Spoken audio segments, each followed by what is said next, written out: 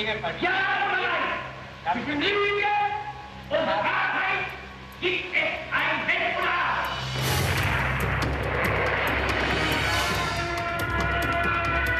Été 1944. Le fond de l'Est est au bord de l'effondrement. Terre brûlée. 10 000 morts par jour. À Berlin, la conspiration. Le plan, un putsch militaire, un attentat contre Hitler, le meurtre du tyran. Le résultat, 4 morts. 12 blessés graves. Mais lui survit à la bombe. Et sa vengeance sera impitoyable. Und es soll jeder für alle Zukunft wissen, dass wenn die Hand zum Schlag, den Stade hebt, der sichere Tod sein Los ist. Septembre 1944. Dans le quartier général d'Hitler, on projette un film sur le travail du plus grand juge bourreau nazi. Pressler y veillera, a déclaré Hitler. Die sind ja ein Schäbierlump! Meine Früchtchen, die haben gewartet, bis man die Dienst verpflichtete. Und zwar, wo sind sie hingegangen? Chemische Erzeugung, hat keine Ahnung von Chemie. C'était toujours lui qui dominait. Il se moquait des effets que ça pouvait avoir. Tout ce qui l'intéressait, c'était d'avoir le pouvoir. Hätten Sie lieber eine Knarre in die Hand genommen, wäre ich auf dumme Gedanken gekommen. Aber natürlich, die haben ja bestätigt, dass die KV sind. C'était l'incarnation du mal sous sa forme la plus élémentaire. Il n'avait aucune limite. D'autres n'avaient pas autant le droit de laisser libre cours à leur méchanceté. Also, und werden die hier nicht unverschämt? C'était un carriériste. Il serait sans doute également arrivé au sommet sous un autre régime parce qu'il lui aurait obéi, quel qu'il fût. Il savait s'adapter. Il n'avait pas de principes bien définis. Les principes, c'est lui qui les dicte.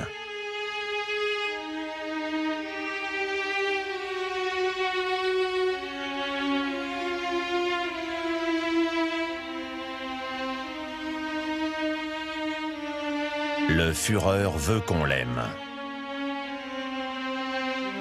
Tous ceux qui refusent de lui obéir seront poursuivis. Am 30. Januar sind in Deutschland die Würfel gefallen. Und ich glaube nicht, dass die Gegner, die damals mochten, heute auch noch lachen. Das könnt ihr nicht nachvollziehen. Vous ne pouvez pas imaginer ce que c'est. Quand quelqu'un décide de vous coller son poing dans la figure parce que votre tête ne lui revient pas, là au moins c'est clair. Mais que l'État décrète que vous êtes hors la loi, si vous ne vous conformez pas à des normes qui sont illégales, racistes et politiques, c'est inimaginable. La guerre, également contre le peuple, avec 40 000 morts.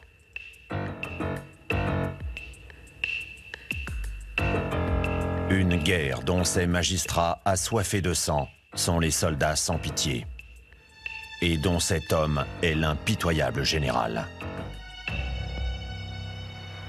Sehen Sie ein, dass das ein Verrat war? Jawohl. Jawohl.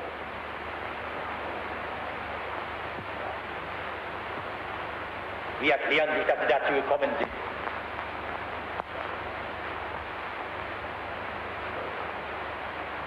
Sagen Sie es. Sie weinen. Manchmal ist Weinen keine Schande. Was wollen Sie denn mit den Tränen in den Augen sagen? Ich will damit Geister, Herr Präsident. Aber sie bedeuten doch etwas.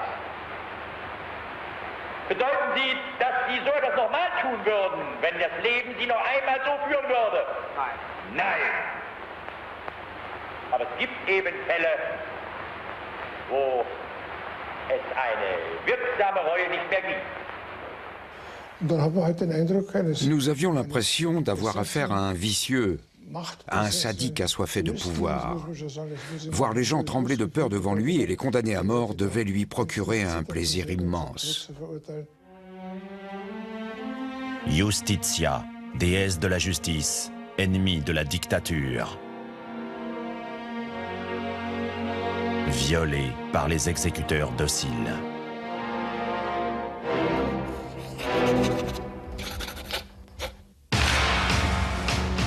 Août 1914. La patrie a besoin d'aide. Les gens partent en guerre avec enthousiasme. Parmi eux, un étudiant en droit d'une vingtaine d'années, Freisler. Sur son diplôme du baccalauréat est écrit « Conduite et application, bien ». Prisonnier des Russes, il reste le premier de la classe. Les bolcheviks le nomment commissaire de camp. À son retour, Freisler devient avocat.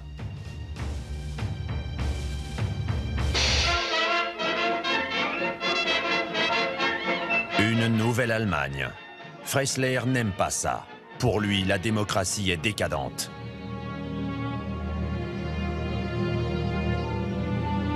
Il veut une révolution nationale. C'est alors qu'arrive la crise. La République de Weimar perd ses républicains.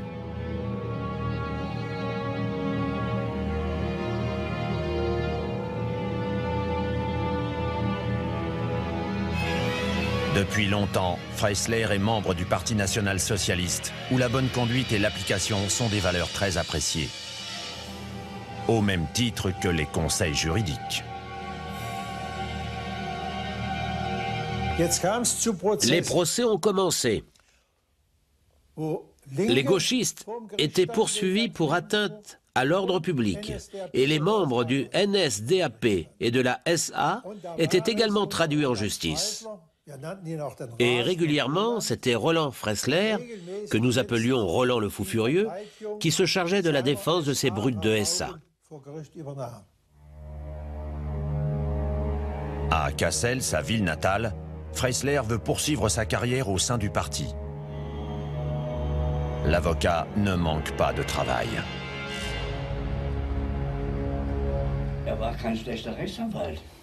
Il n'était pas mauvais comme avocat. Surtout lorsqu'il défendait des gens avec qui il partageait les mêmes idées. Là, il était magistral. C'était impressionnant, très impressionnant. Une campagne électorale à la limite de la légalité. Plutôt que de chercher à convaincre les opposants, on les passe à tabac. Freisler défend les casseurs. Il veut être le complice d'Hitler et pas uniquement à Kassel.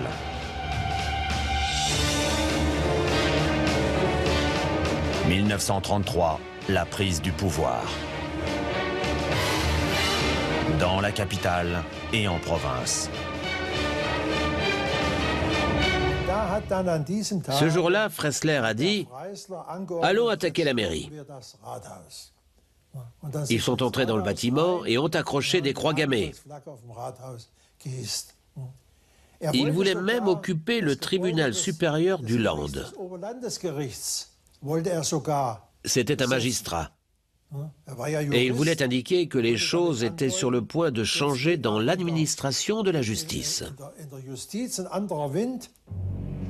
Et l'arrière-garde de la démocratie se soumet sans résistance.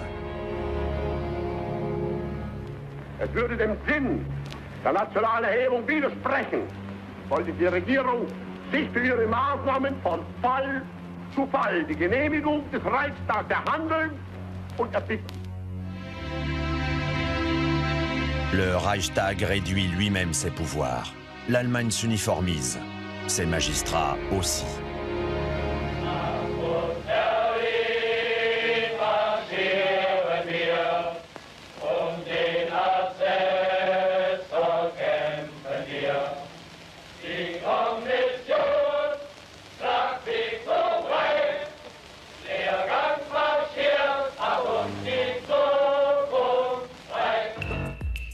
Les hommes comme Freisler deviennent très demandés. Il n'y a qu'une seule chose qui le freine, son sombre passé de bolchevique. Fait important, il n'est jamais devenu ministre de la Justice du Reich. Un poste qu'il a pourtant convoité depuis la prise de pouvoir d'Hitler en 1933. Il a seulement été nommé secrétaire d'État au ministère de la Justice du Reich, provisoirement qui plus est. Ich habe gesehen, der Versuch glückt. Denn ich sehe, dass Sie als Soldaten des nationalen Sozialismus und damit Träger des neuen Staates, als diejenigen, die das Rückgrat des Staates, seine Rechtspflege verwalten wollen, innerlich freudig mitmachen. La justice est ce dont le peuple a besoin. Le Reichstag est incendié. Y a-t-il encore une justice? En tout cas, il y a encore des juges. Leipzig, le procès de l'incendie du Reichstag, le premier procès spectacle du parti nazi. Mais les preuves sont minces. La plupart des accusés sont acquittés. L'Allemagne d'Hitler est-elle toujours un état de droit? La presse d'extrême droite parlait d'erreurs judiciaires. Hitler n'était pas satisfait de ses acquittements. Si bien qu'au printemps 1934, je crois que c'était en 1934, il a mis en place le tribunal du peuple. Il trouvait en effet que les tribunaux normaux n'étaient pas assez sévères et pas assez loyaux. Dès lors, toutes les affaires politiques ont été transférées au tribunal du peuple. Le tribunal du peuple condamne les opposants au régime. Communistes, syndicalistes, sociaux-démocrates. Pour Freisler, le héros de la nouvelle justice, ce sont des traîtres à la nation. Les gens disaient « Tiens-toi tranquille, sinon tu finiras à Dachau, dans un camp de concentration ». C'était la grande menace. En Allemagne, absolument tout le monde était au courant de l'existence de ces camps. Et tout le monde savait que cela ne présageait rien de bon. Der Nationalsozialismus ist Ausgangspunkt, Inhalt und Ziel des nationalsozialistischen Rechtsdenkens geworden. Und wenn ich, mein Führer, als einer Ihrer ältesten Kameraden sage, durch die Beziehung des deutschen Volkes zu Ihnen ist zum ersten Mal in der Geschichte des deutschen Volkes der Begriff Liebe zum Führer ein Rechtsbegriff geworden.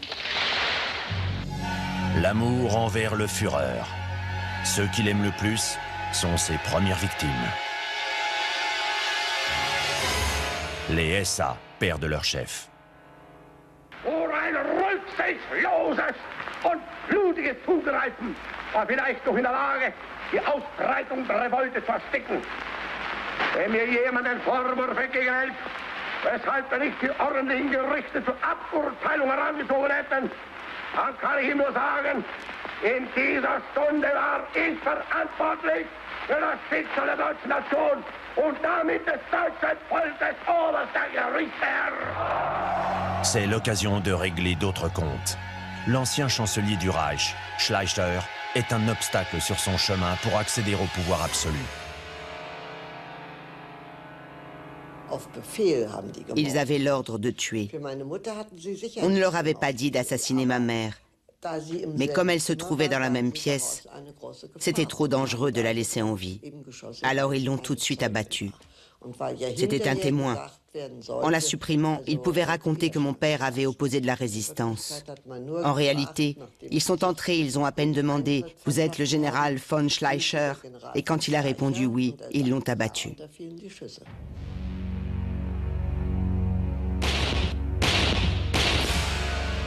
Le gardien de la justice étouffe le meurtre. Un jeune avocat du nom de Grützner a tout de suite ouvert un dossier pour assassinat politique. Il s'est rendu sur les lieux et a pris tout un tas de notes. Le soir, Freisler, qui était à l'époque secrétaire d'État au ministère de la Justice du Reich, débarque dans l'appartement de Grützner et lui dit « Détruisez ce dossier. C'était un suicide, pas un assassinat politique. » La violence met la société au pas. Hitler rêve d'exécutants dociles autant qu'il rêve d'être supérieur.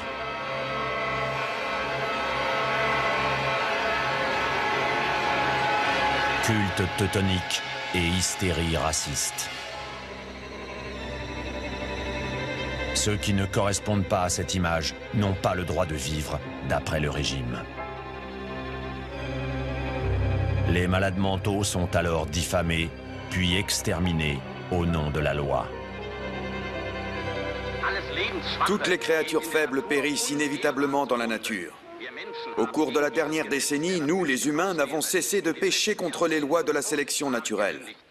Ce n'est qu'en empêchant les mauvaises herbes de pousser que les plantes saines pourront prospérer. Qui plus est, ces gens mobilisent les efforts et l'attention de citoyens allemands en parfaite santé. En reproduisant artificiellement la loi de la sélection naturelle avec des méthodes humaines, nous rétablissons les lois de notre Créateur et nous plions à sa volonté. La loi, c'est la loi. Et si elle dit que tous les cyclistes doivent être pendus, le juge condamnera à mort tous ceux qui font du vélo sans discuter. Ce positivisme, cette foi en la loi, et ce mépris pour la justice étaient la principale erreur de ces gens. Mais la peur jouait également un rôle important. Cette peur, les victimes la ressentent également. Des dizaines de milliers d'Allemands quittent le pays. Les gens émigrent pour fuir cette terreur légalisée. La société était en train de tomber en ruine. Du venin coulait dans ses veines. Personne ne pouvait plus faire confiance à personne. Et ça se passait dans un État dont l'objectif premier était la communauté du peuple, l'amitié entre tous les Allemands. Le bon côté du Troisième Reich. Mais derrière cette façade, délation et méfiance. Entre-temps, Freissler part en voyage pour parfaire sa formation. Je crois que c'était fin 1938. Il s'est rendu à Moscou pour assister au procès de Toukhatchevski et pour écouter comment Vinshinsky menait l'accusation. Moscou. Freissler observe le juge bourreau de Staline à l'œuvre. Ничего идеологического, что когда-то в какой-то мере у некоторых из участников этого блока было, то давным-давно растеряно, утрачено, давным-давно исчезло, истлело в смрадном, отвратительном шпионском подполье. L'ancien commissaire de camp retient la leçon. Bien évidemment, il y en a certains, comme Himmler, à qui ça plaisait. Il disait que Freissler était à 100% et qu'on pouvait lui faire confiance. Un jour, un homme haut placé m'a dit « Estimez-vous heureux. Les gens qui ont mauvaise conscience sont les seuls dont on peut être sûr, parce qu'ils n'ont nulle part où aller. »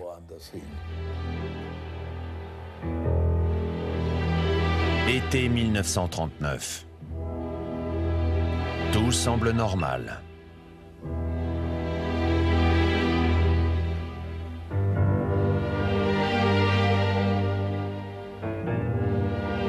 Les Allemands paraissent insouciants et n'ont l'air de se douter de rien. Mais tout semble indiquer qu'une tempête approche.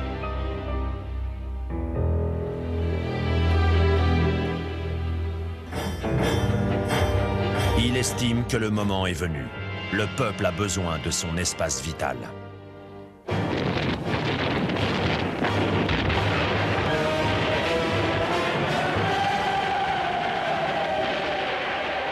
Septembre, la Pologne est envahie.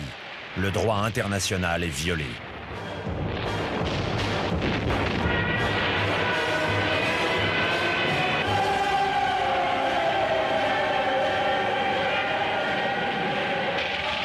En Allemagne, le pouvoir judiciaire s'adapte à la guerre. Freissler ordonne que les tribunaux deviennent la division blindée de la justice. Je suis un soldat politique de mon Führer, Adolf Hitler, répétait-il souvent, comme une devise. Pour le fanatique, la table d'un café fait également partie du front interne. Bohnenkaffee schmeckt mir auch besser. Wird schon werden. Na überhaupt, bald trinken wir wieder richtigen Kaffee. Es bereitet sich was vor. Ja. Ich wohne noch an der Eisenbahn, nicht? Ich sage Ihnen, ein Wehrmachtstransport nach dem anderen. Neulich zählte ich an einem Vormittag noch mindestens. Halt! Schon zu viel gesagt. Wenn der Feind mithört, was dieser Mann hier ausplaudert, kann er uns vielleicht schweren Schaden zufügen. Also schwatzt nicht, schweigt und warnt jeden, der immer noch nicht den Mund hält. Warnt ihn. Ceux qui ne tiennent pas compte de l'avertissement finissent ici, sur la guillotine.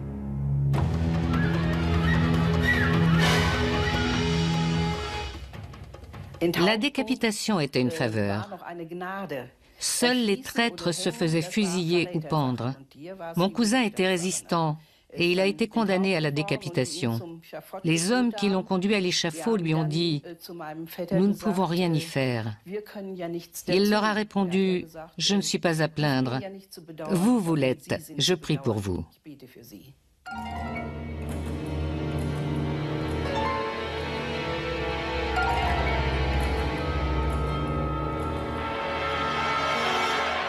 Après la victoire en France, le dictateur est à l'apogée de son pouvoir.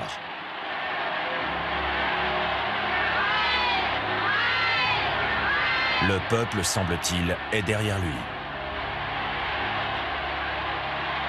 Hystérie collective.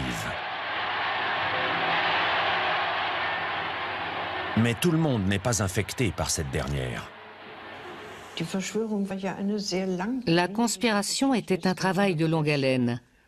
Soit tout se passait mal et il fallait tout reprendre à zéro, soit il y avait une grande victoire et nous étions forcés d'admettre « nous ne pouvons pas l'éliminer maintenant ». Comment aurions-nous pu tuer Adolphe après son retour triomphal de 6 semaines de campagne en France? Les gens n'auraient jamais compris. C'est ici, dans la salle des mosaïques de la nouvelle chancellerie du Reich, que s'est tenue dans la plus grande solennité la cérémonie officielle en hommage au défunt ministre de la Justice, le docteur Gürtner. Freisler, le carriériste. Il rêve de devenir le prochain ministre de la Justice.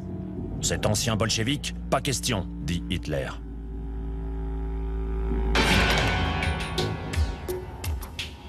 Il a besoin de cet homme pour faire le sale travail, pour le tribunal du peuple. Quelqu'un doit être le limier. Ce sera lui.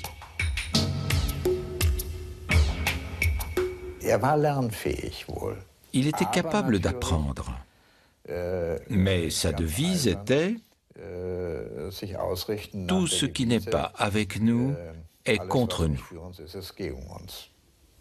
et doit donc être écarté. Être écarté en détention préventive, en prison, en camp de concentration. La justice nazie fait disparaître les gens sur de simples soupçons. Si nous en sommes arrivés à cette terrible situation, c'est principalement parce que le Parti national-socialiste bidouillait la loi de façon à servir ses propres intérêts. Il y avait par exemple ce qu'ils appelaient la loi contre la perfidie. Cette loi leur permettait de faire pratiquement tout ce qui leur plaisait. C'était une clause tellement élastique que tous ceux qui étaient jugés selon cette loi étaient perdus, si c'était ce que le tribunal voulait.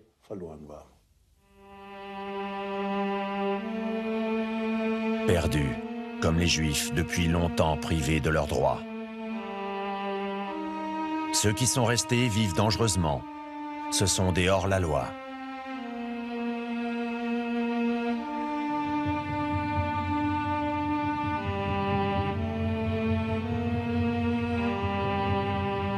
Printemps 1942. Une villa sur la Wannsee à Berlin. un rituel pour les technocrates de la solution finale.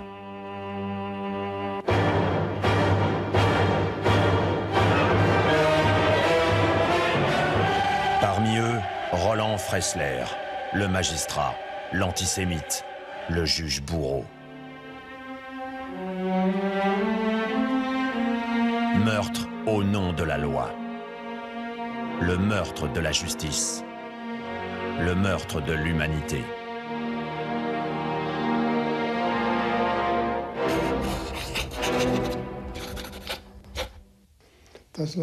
Une perception du monde basée sur des facteurs raciaux ne peut pas servir la moralité, l'éthique ou la paix. Dire « les nègres sont à moitié singes »,« les juifs doivent être exterminés »,« les slaves sont des sous-hommes » est une chose tellement horrible que ça ne peut servir de base à la justice. Mais à l'injustice, si. Écouter la radio ennemie est un jeu dangereux. Cela fait longtemps que la communauté du peuple n'a plus le droit de parler. Et voilà que maintenant, elle n'a plus le droit d'écouter. Hier ist England, hier ist England. Nein, mein Lieber, Sie haben so schöne Zukunftspläne. Und die wollen Sie in Frage stellen, indem Sie durch Abhören verlogener Feindsendungen Kopf und Kragen riskieren? Weber, unsere Führung muss mit schwersten Strafen drohen. Denn wer hat schon Einblick in die raffinierten Methoden der feindlichen Volksversetzung? Hand aufs Herz. Waren nicht sogar Sie bereits von diesem Gift angefressen? Nous écoutions la BBC Londres et Radio Luxembourg, mais évidemment, nous prenions soin de bien fermer les fenêtres et les portes. Nous écoutions la radio jusqu'à ce que le signal soit brouillé par les nazis. Et ça arrivait souvent avec les émissions de la BBC. Si on se faisait prendre, on risquait au mieux d'être jeté en prison, au pire, d'être condamné à mort. Tous ceux qui se tiennent dans cette salle devant Freisler sont pratiquement sans défense. Ihnen werden wir fertig, Firma. Sie sind nicht berufen, hier Sie ein Urteil anzumaßen, wo Sie nur dazu da sind, sich auf die Äußerung, auf die Verräter am nationalsozialistischen Großdeutschen Reich und damit an unserem deutschen Volk sind, darüber zu äußern, so wie es Ihnen gebührt. Là, le juge a dit, il n'y a vraiment pas de quoi rire. Si nous vous condamnons à mort, vous serez exécuté à 15 h cet après-midi. C'est sérieux. Vous avez entendu l'avocat général. Puis il a quitté le banc des accusés et a rejoint la table du juge. Je me suis demandé ce qui se passait et j'ai dit, j'ai enfin devant moi un juge impartial. Vous imaginez? Un frisson m'a parcouru l'échine. Ceux qui refusent d'avouer sont torturés.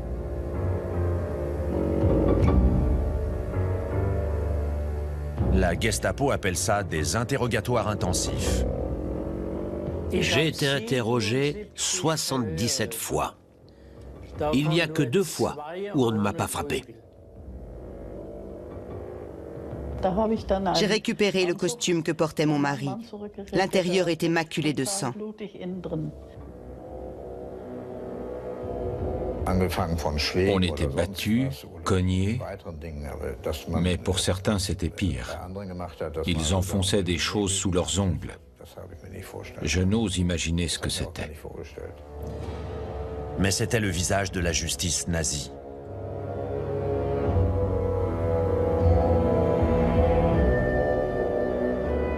Seuls ceux qui sont prêts à renier leurs principes ou à jouer les idiots peuvent espérer être épargnés. Ich würde noch etwas sagen, dass mir persönlich verbrecherische Gedanken vollkommen fern lagen. Dass ich in meiner Tätigkeit nur einen Gedanken hatte, nämlich die Nachrichten zu bringen, die die Führung und die Truppen zur Führung brauchte. Je l'ignorais avant, mais mon avocat était très habile. C'était un de nos amis qui l'avait engagé. Il a adopté une approche très psychologique, très intelligente. J'étais une pauvre fille aryenne qui avait été séduite par un méchant garçon juif. Et ils se sont fait avoir par un tour aussi bateau. Vous imaginez?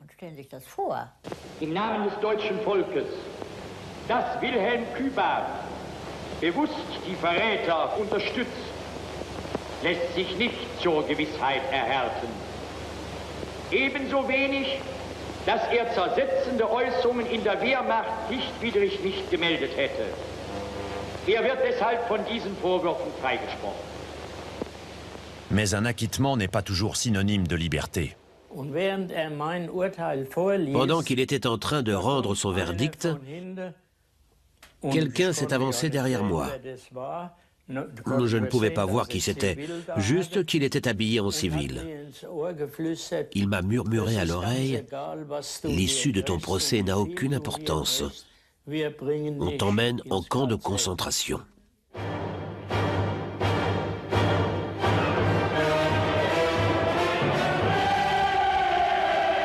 Stalingrad, le début de la fin. Stalingrad, ça a vraiment été le tournant. Ça se voyait chez les gens. Après ça, les tribunaux sont devenus beaucoup plus sévères pour terroriser la population.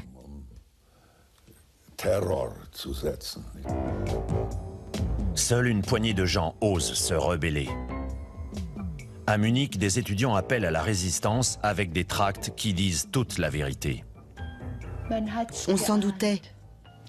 Ils écrivaient « Abat Hitler » ou encore « Hitler, le tueur en série » sur les murs autour de l'université.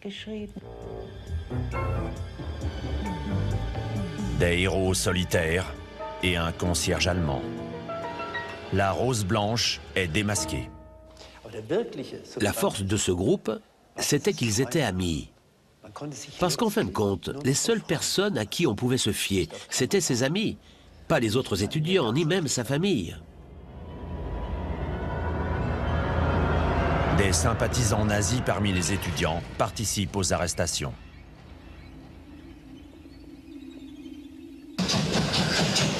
Une affaire pour Freissler, le juge bourreau en déplacement professionnel. Le Gauleiter local a dit qu'il voulait que ce soit un grand procès, pour servir d'exemple aux autres. Je crois que c'est le Gauleiter Gisler qui s'est occupé de ça, et qui a fait en sorte qu'il soit exécuté tout de suite après. Palais de justice de Munich. Le président du tribunal du peuple sait ce qu'on attend de lui. Un procès bref, un seul jour d'audience, 3 condamnations à mort. Et là, il a crié avec un grand entrain. « Je n'ai pas le code civil avec moi, et je n'en ai pas besoin. Ici, c'est le peuple qui parle. » Gêné, son assesseur, qui venait d'une cour d'appel provinciale, a poussé un exemplaire du code civil vers lui et lui a dit « J'en ai un sur moi ». Freissler s'est alors emparé du livre et l'a violemment jeté par-dessus la table du juge en direction des avocats. Puis, presque en ces termes, il a déclaré triomphal « Nous n'avons pas besoin de la loi. Nous pouvons rendre notre jugement sans. »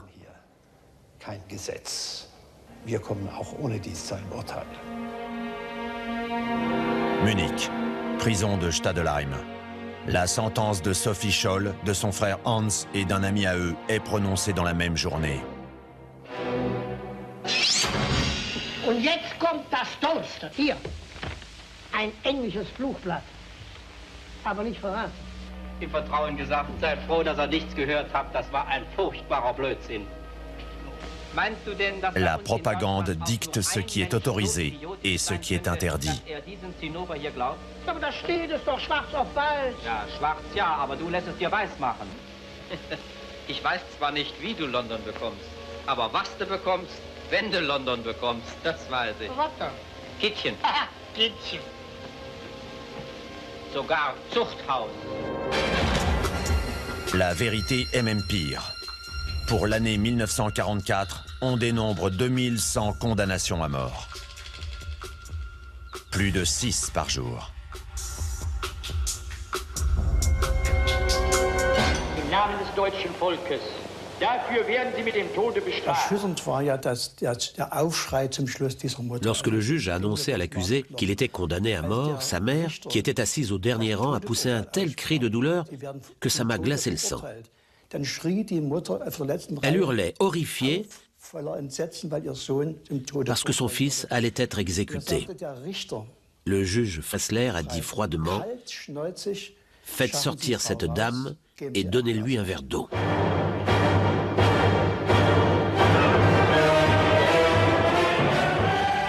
Juin 1944, invasion. Les jours du régime sont comptés. À l'est, le groupe d'armée Centre est décimé. Le reste de la formation est contraint de défiler à travers Moscou. Que fait la résistance allemande? Des hommes courageux cherchent désespérément à établir le contact avec l'Ouest. Mais les puissances occidentales refusent de coopérer. Tout ce qu'elles veulent, c'est la capitulation sans condition. Mais il faut tout de même agir. La situation était intenable. Ça ne pouvait plus durer. Nous étions à la fin de la guerre et sans le soutien de l'armée et des Alliés, et vu la mentalité qui régnait chez les Allemands, qui s'étaient un peu trop engagés dans le national-socialisme, c'était une entreprise extrêmement risquée. Seule l'armée peut renverser Hitler. Ici, dans les quartiers généraux des conspirateurs, on sait que la guerre est perdue et que le Reich est en ruine. Des dizaines de tentatives d'attentats échouent. Ils échafaudent alors un nouveau plan, l'opération Valkyrie. L'idée, l'armée de réserve reprend le pouvoir en Allemagne et tente de mettre un terme à la guerre. La condition préalable, la mort du tyran. À qui peut-on confier cette mission? Ça ne peut être qu'à quelqu'un du même grade que vous, quelqu'un qui commande les troupes. Nous avons besoin d'une personne de pouvoir. Nous devons être en mesure de paralyser les autres. Et après une pause, il a ajouté, « Il y a un groupe d'hommes qui travaillent à un plan et un jour, le coup d'État réussira. » Assassiner le chef de l'État, qui osera faire ça? Aucun des conspirateurs n'a accès à lui.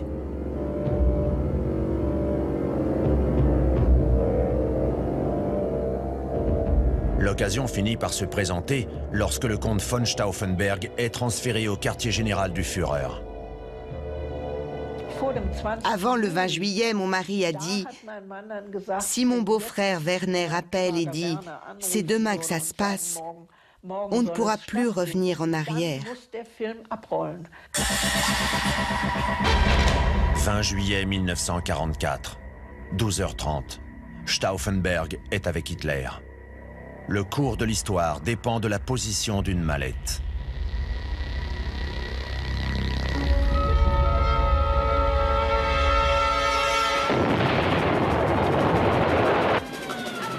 C'était la dernière chance. J'essaie toujours de prendre la défense de Stauffenberg. C'était le seul qui pouvait mener à bien ce putsch. Les vieux généraux qui y participaient faisaient triste figure à côté de lui. Le putsch militaire s'écroule en quelques heures. Les conspirateurs gardaient des listes de noms, facilitant ainsi la tâche de la Gestapo. L'heure de gloire du juge bourreau est arrivée. Celle-ci commence début août, dans la cour d'appel provinciale de Berlin.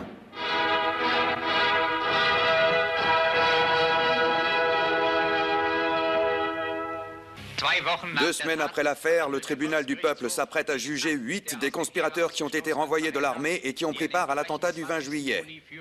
Erwin von Witzleben, Erich Höppner, Friedrich Karl Klausing. Le film d'actualité sur le procès n'est jamais diffusé dans les cinémas. Le ministère de la Propagande craint des discussions fâcheuses sur la façon dont Freisler traite l'affaire. Le comte Peter Georg von Wartenburg, Robert Bernardis. Même au sein de ses pairs, certains s'indignent. Personne ne pouvait rien trouver à redire dans le fait que des officiers ayant participé à un attentat contre le chef de l'État en temps de guerre soient condamnés à mort. Mais la façon dont toute l'affaire a été menée, qu'il s'agisse de la procédure ou de l'exécution, était loin de faire l'unanimité. Au contraire, ces méthodes étaient jugées abominables. L'accusé Stief est interrogé sur la façon dont il s'est procuré la dynamite. Il leur a demandé « Pourquoi vous ne les avez pas dénoncés ?» L'un d'entre eux a répondu « Par humanité ». Après ça, c'était fini. Impossible pour lui de placer un mot de plus. Fressler s'est mis à hurler « Par humanité ? Parce que c'est humain de placer une bombe sous les fesses du Führer ?»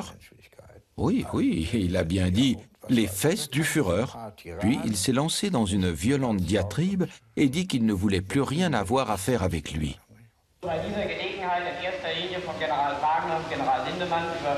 Politische Dinge gesprochen und die Notwendigkeit politische Dinge waren die Frage der Besetzung, der Regierungsbildung dieser Fragen. Sagen Sie politische Dinge, die Frage der Besetzung der Regierungsbildung. Ermorde mein Verbrechensgenosse, Graf von Stauffenberg, haben Sie das gemeldet. Sagen Sie ruhig laut, wenn Sie Fressler veut arracher toute dignité aux accusés, mais il n'y parvient pas. Apparemment, Fressler n'arrêtait pas de hurler « Crapule de Schulenburg ». Mais à un moment, il s'est trompé et l'a appelé « Comte de Schulenburg ». Fritzi s'est alors incliné devant lui et a dit « Crapule de Schulenburg, je vous prie ». Le juge bourreau veut les humilier. Le général Höppner en gilet et sans son dentier. Welche zoologische Charakterisierung hätten Sie denn nun als Gericht hier angesehen für das, was Sie getan haben? Der Esel ist eine Sache des Intellekts. Schweinemund ist eine Sache des Charakters. Espèce de sale vieillard, arrêtez donc de tripatouiller votre pantalon, bugle Fressler au feldmaréchal Witzleben, à qui on a confisqué les bretelles. Malgré cela, aucun des principaux conspirateurs ne montre les remords que l'on exige d'eux.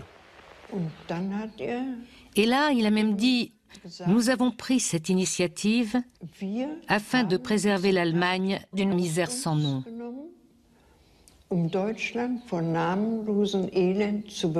Je sais que je vais être pendu pour ce que j'ai fait, mais je ne regrette rien.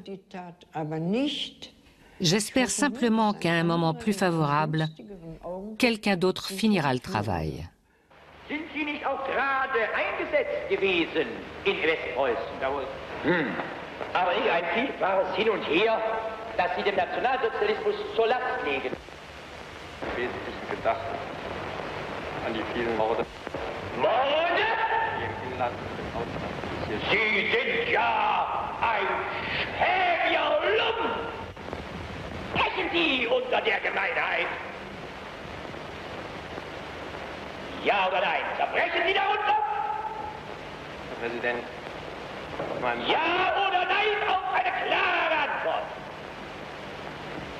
Nein. Nein, Sie können auch nicht mehr zerbrechen. Denn Sie sind ja nur noch ein Häufchen Elend. Le public de l'horrible tribunal se compose presque exclusivement de fidèles serviteurs du régime. Les proches des victimes, eux, doivent attendre derrière la porte. Je savais que j'étais au bon endroit parce qu'à travers la porte, j'entendais la voix effrayante, retentissante et extrêmement agressive et hargneuse de Fressler. Je ne sais pas à quoi je pensais. Je ne pouvais que nuire à mon mari en me présentant là-bas. Il se serait forcément inquiété pour moi si j'étais entrée dans la tanière du lion. Si j'étais entrée tout court d'ailleurs. Tout ce que je peux dire, c'est que c'était insupportable. Aujourd'hui encore, j'ai du mal à en parler.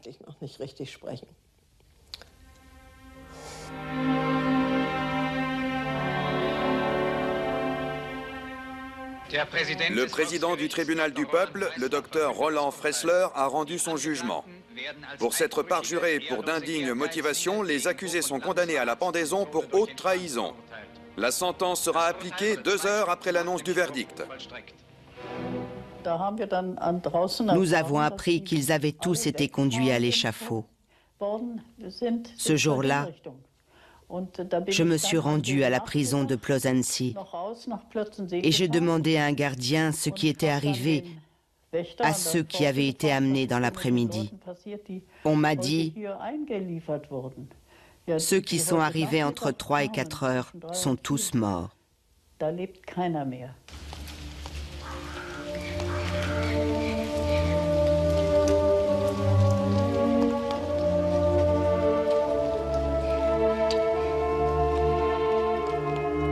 Le tyran voulait qu'ils soient pendus comme des animaux de boucherie. Son exécuteur a fait ce qu'on attendait de lui.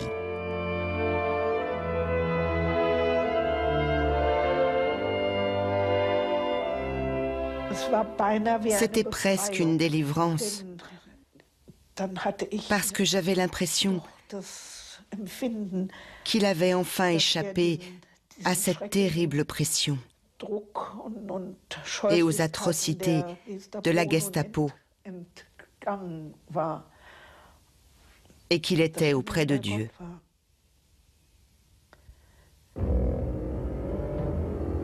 « 3 février 1945, dernier jour de travail de Freissler. Attention, attention! Ici, la première division de lutte anti-aérienne de Berlin. Des formations de bombardiers ont été repérées au-dessus de Hanovre et de Braunschweig. C'était une journée d'hiver très claire. Le ciel était dégagé et on pouvait voir les Boeing, les forteresses aériennes américaines, bien regroupées en une formation parfaitement ordonnée. On aurait dit une collection de papillons. C'était une vision magnifique et en même temps très inquiétante. Freissler au travail. Ce jour-là, il veut livrer plusieurs jeunes officiers au bourreau. 10h39, à Berlin, les sirènes retentissent. 10h40, les bombardiers américains approchent du centre-ville. L'audience est suspendue.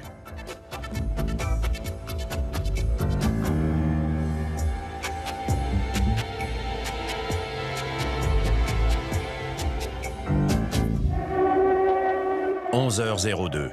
Roland Freissler s'aperçoit que des dossiers sont restés dans la salle d'audience. Il va les chercher.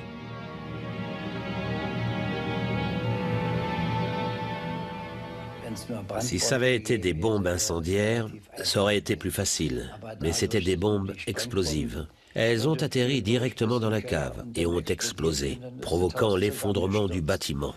Naturellement, beaucoup de personnes ont été tuées. Freissler fait preuve de zèle jusqu'au bout. 11h08, droit dans le mille. Fracture du crâne.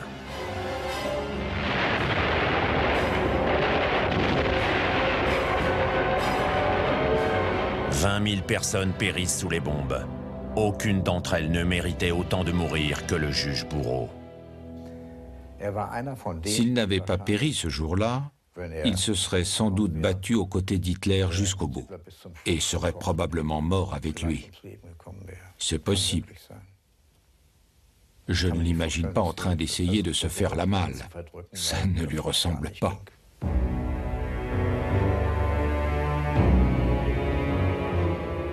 Cimetière de Dahlem, Berlin. Même le ministre de la Justice n'assiste pas à son enterrement. Roland Freissler n'a pas sa propre tombe. Il est enterré dans le caveau de famille de sa femme. Après la guerre, elle et ses enfants abandonneront son nom et refuseront à jamais d'être associés à cet homme. Après la guerre, les juges allemands se sont défendus en disant « Regardez nos bureaux et nos étagères. Nous avons 4000 dénonciations. Nous n'avons pu condamner que 1200 accusés. Nous n'avons pas pu faire plus. » Presque aucun des magistrats assoiffés de sang d'Hitler suivront le Führer jusque dans la tombe. Ils n'avaient pas grand-chose à craindre, voire rien du tout.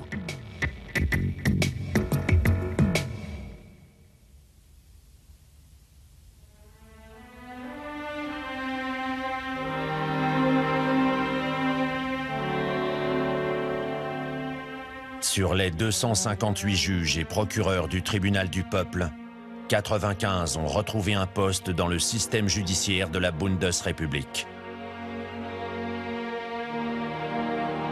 Soit plus d'1 sur 3.